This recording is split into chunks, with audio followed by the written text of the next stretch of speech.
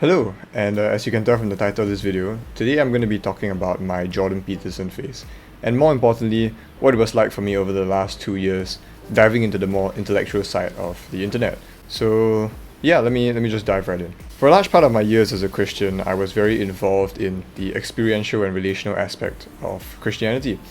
Things like worship, prayer, community were the only elements of my faith, and these were matters of the heart, not of the mind. Similarly, Christianity in its entirety has two sides, one experiential and one intellectual, right? So ever since mid-2020, I started taking an interest in the latter of the two, the intellectual side. Admittedly, it was due largely in part to the lockdown that forced everybody indoors, so I spent a lot of time on YouTube, which led me down this rabbit hole because there were so many online sources to entertain me. So at first, I found the YouTube channel Wretched Radio, hosted by this guy called Todd Friel. His channel was the first of many others that revealed to me that there are areas of the Christian faith that are not so black and white. Right? Todd opened my eyes to the world of critical thinking, specifically about Christianity, showing me the hard truths and conversations about Christianity that the current watered down version of Christianity doesn't really offer. Todd eventually led me to people like John MacArthur, Frank Turek, Ravi Zacharias, William Lane Craig, John Piper, and the list goes on lah. Right, once you find one, you find all the rest. I even binged a few episodes of this thing called Elephant Room. It's a pretty old show, but it's a conference where pastors of famous churches in the US discussed controversial questions about Christianity.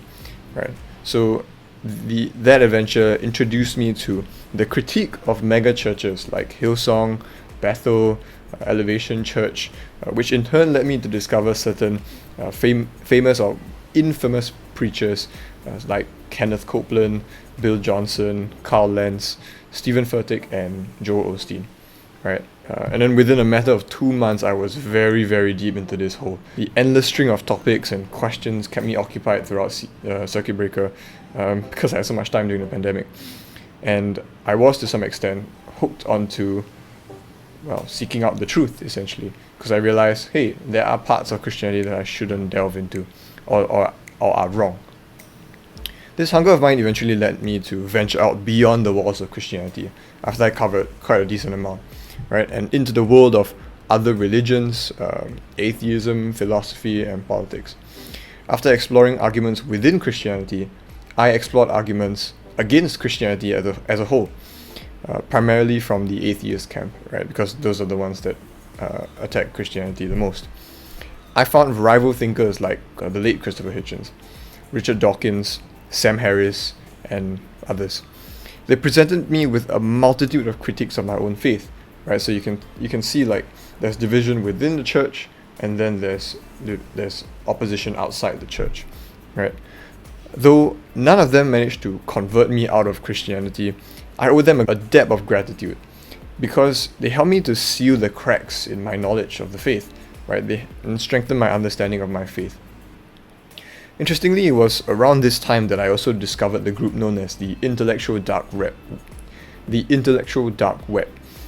Sam Harris was part of this group, along with Joe Rogan, the podcaster, Ben Shapiro, Dave Rubin, Brett or Eric Weinstein, and Jordan Peterson, who is the subject of this video, I would say. These men were forerunners in the fight against the terrible, unforeseen consequences of the social justice movement. Right? And this was around mid to late 2010s. They were the ones advocating for the constructive exchange of ideas through civilized discussion amidst the climate of cancel culture, which sought to suppress speech and the discovery of truth under the guise of revenge for the oppressed, let's say, or moral righteousness. Though they often had differing opinions on various subjects, they all had one thing in common, which is that they were always willing to hear from the other side. This defining factor gave me some hope in the face of a society that kept shouting opinions past each other. It was the spirit of discovery of the truth, not my truth. On hindsight, out of all the people, Jordan Peterson was the one that played the biggest role in inspiring most of the thoughts and ideas that I write, I guess, in my videos, in my essays, and whatnot. If you're not familiar with who Jordan Peterson is, he is a Canadian clinical psychologist and a professor at the University of Toronto. Well, he went viral somewhere around, I can't remember, I think it was around 2014, 2015, because he stood up against Bill C-16 in Canada, which was being which legislated the pronoun usage, essentially, which it was compelled speech, as he put it. And then he stood up against it and he fought against it, which went against the narrative that the social justice guys were promoting, right? And it blew up because he was somebody that stood up against it. And then, of course, subsequently he went on many news channels, and then he blew up again with the Cathy Nguyen clip, or the clip of him at GQ, all these interviews of him destroying people. Yeah, but apart from all of these viral clips and interviews, he also has a lot of lectures on YouTube, actually, about psychology. And then he did a tour on the biblical significance, the psychological significance of the biblical stories. And so through watching his lectures and on YouTube, the clips, reading his book 12 Rules for Life, An Antidote for Chaos, I learned about the psychological and philosophical significance of the Bible. So I came back to Christianity. Peterson read the Bible in a very, very refreshing way. He brought the spiritual and intangible aspects of Christianity much closer to home. In my opinion, this is why his lectures were so popular in the first place. His audience, which comprised of both religious and non-religious people, was tired of the unrelatable teachings that are arguably the Achilles heel of Christianity. He used his knowledge of history, philosophy, psychology, and neuroscience to evidence the claims made in the Bible. This helped his audience to relate the seemingly detached and distant world of the spiritual to the observable happenings in the physical and mental world. He taught people how to see that the commands and stories in the Bible were beyond mere rules to follow or mystical fairy tales, but instead revelations of the nature of reality itself. To put it poetically, he's been building the bridge between fundamentalist religion and modern science. At this point, it is important to note that Peterson himself is not a Christian, and that his stance on the existence of God is still relatively undecided. What this means is that despite the sheer amount of biblical references he makes in his work, he's only pointing out the psychological and philosophical abstractions from the Bible. He doesn't explicitly say that the religion itself is true and that the living God of the Bible actually exists. The relational aspect of God as a personal father is completely missing from his final analysis, which is a costly aspect to leave out of Christianity, in my opinion. Peterson's version of God manifests as the structure of reality instead of a being capable of love. Despite this, I see a lot of Peterson's work, and not just his work, but the fruits that are born from it, the lives that were impacted based on what he said. And I think to myself that there has to be some truth to it, which is why I follow him so closely. Now we fast forward to later, after his recovery, because he fell sick. And I feel this is where I exited my Jordan Peterson phase. And this is the downfall of Peterson, in my opinion. I don't think he's fallen from grace completely, but he made quite a few blunders. The first of which is his Twitter account. I mean, if you follow his Twitter, it's a really toxic place. Like the amount of things that he posts that are just so, I guess, full of rage. I mean, it's righteous rage, but at the same time, he doesn't phrase it properly because Twitter is such a frivolous place, right? So he just blasts things at people whenever he sees, and he himself acknowledges that Twitter is a really toxic account for himself. It's like how you can admit that, let's say, TikTok is toxic for you because you spend so much time on it, and yet you're still on the app, right? Same for Peterson.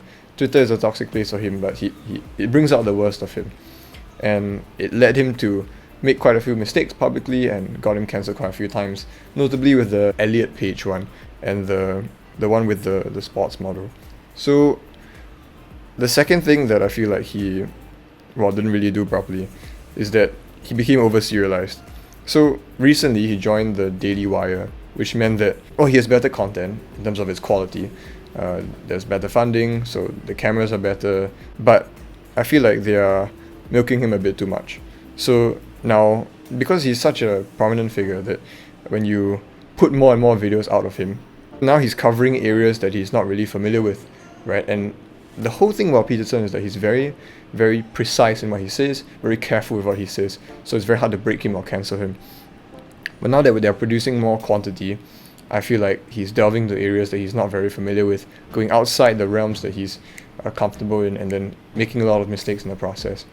To be fair, in his latest podcast episode with Muhammad Hijab, he does admit that in the video addressing Muslims that he uploaded, despite the uproar, it was somewhat intentional.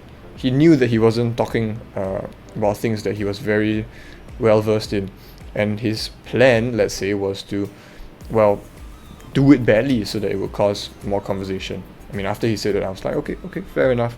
Now, by extension, I think that this over-serialized thing goes to the entire of the right as well, the political right. Now, they've done a really, really good job at fighting against the radical left, because, well, the radical left a while ago was quite rampant and causing a lot of damage, and then certain people rose up to fight against that, and I think they did a really good job, exposing the third wave feminists for their hypocrisy or their double standards and whatnot, and it's rising to this day. I mean, people like Andrew Tate, people like Sneeko, and that other girl, I don't know what her name is, but she's been quite prominent as well. All these people are gaining a lot of popularity, and that's good. It's more firepower from the right against the very, very strong left. But I think that now that we're headed in this trajectory, at least my personal opinion is that the right seems to be winning now. And because of this whole over-serialized thing, and I think it's not specific to the right. I mean, everybody, when they start to gain power, fighting from below is always easy. It's easy to punch upwards. But once you've risen to popularity, it's difficult not to become corrupt and want to stay in that power. So I feel like the right is now causing people to crave the kind of content that exposes stupid people, like, stupid feminists and whatnot. You can see that all the people in the Daily Wire spend a significant amount of time ridiculing people on TikTok, right? And that's fine and all for laughs, but if their entire focus is on the small minority of activists that are actually delusional and crazy, and creating content based off of them, then I feel like that's not very productive anymore, right? The focus becomes on this ridiculing of people rather than finding middle ground to actually make a better world. And I feel like if the right can manage to find the balance and not become too corrupt with this new power and this new following, then I think it'll be fine. But we'll just have to see lah. We could see a wave of the right becoming too powerful and then ending up like the radical left instead. Yeah, so that's essentially what my Jordan Peterson phase was like, what it's been like for me over the last 2 years. I think it's been fun. I don't regret having this Jordan Peterson phase. Peterson definitely taught me a lot of the things that I know, and I think that it's been good in my development as an individual. So if you don't know who Jordan Peterson is, I would highly recommend checking out his content, at least from the ones a few years ago, and then slowly catch up. But yeah, I mean, if you're interested in this kind of stuff, I would highly recommend you just jump right in and soak it all up. Yeah. If not, that's all I have for this video. I'll see you in the next one. Bye bye.